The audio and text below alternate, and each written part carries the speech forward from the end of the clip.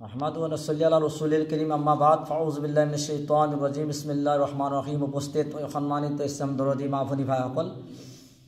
আল্লাহ তাবারক তাআলা রাসূল লাখ লাখ শুকরিয়া আসান পরবর্তীকালে আলমে আমালোকক এই দুনিয়াত পঠাইছে আৰু এদিন আমাৰ হিসাব কিতাব হ'ব হয় এটি তিৰমিজি শৰীফ হাদিস আল্লাহ নবী সাল্লাল্লাহু আলাইহি সাল্লামে ঘোষণা কৰিছে কিয়ামতৰ দিনাখন আল্লাহ তাআলা আমাক এক কদম আগবাঢ়িব নিদিব আমি এক কদম এক খোজ আগবাঢ়িব নোৱাৰিম আল্লাহ তাআলা তিনিটা প্ৰশ্ন যি পৰ্যন্ত নকৰিব তিনিটা প্ৰশ্ন যি পৰ্যন্ত উত্তৰ দিব নোৱাৰিম আমি আল্লাহ তাআলা এক খোজ আগবাঢ়িব নিদিব প্ৰথম হৈছে তোমাৰ উমৰৰ বিষয়ে তোমাৰ বয়সৰ বিষয়ে তোমাৰ 60 70 80 90 বছৰ পাইছিলা তুমি ক'ত কটাইছিলা এটি ডাঙৰ প্ৰশ্ন আল্লাহ তাবাৰক তাআলা আমাক খুদিব আমি আজি তোমালোকৰ জৱানী ক'ত কটাইছিলা তোমাৰ বুঢ়াপে ক'ত কটাইছিলা তোমাৰ বাচ্চা বচপন ক'ত কটাইছিলা প্ৰত্যেকটো বস্তু আমি হিসাব দিব লাগিব আল্লাহ তাবাৰক তাআলাৰ ওচৰত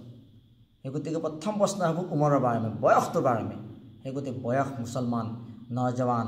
মা ভনী ভাইসকল আপোনালোকে বয়সটো চিন্তা ধাৰা কৰি সময়বোৰ কটাব যতে ততে যি তি কৰি আপোনালোকে বা আমি সময়টো যাতে নকটাও সময়ৰ মূল্য বুজি যাতে আমি কাম কাজবিলাক কৰোঁ সময়ৰ মূল্য বুজি যাতে আল্লাহৰ ইবাদত বন্দেগী কৰোঁ সকলো সচেতন হ'ব সেই গতিকে কুদৃষ্টি কুকামৰ পৰা আল্লাহ তাআলা যাতে আমালোকক হিফাজত কৰে এই সময়টো যাতে আল্লাহ বিল্লাহ কৰি আমি কটাব পাৰোঁ প্ৰথম হৈছে আমাৰ বয়সটোৰ বিষয়ে আল্লাহ তাআলাই সুধিব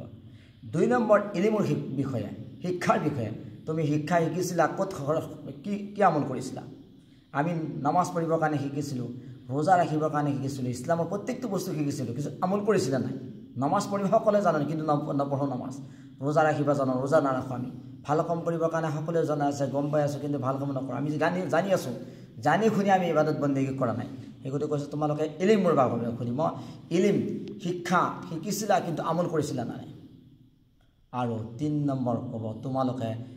মাল মই দিছিলো তোমাক মই দিয়া হোৱা মাল ক'ত খৰচা কৰিছিলা আৰু তোমালোকে কেনেকৈ কামাইছিলা আৰু কেনেকৈ খৰচা কৰিছিলা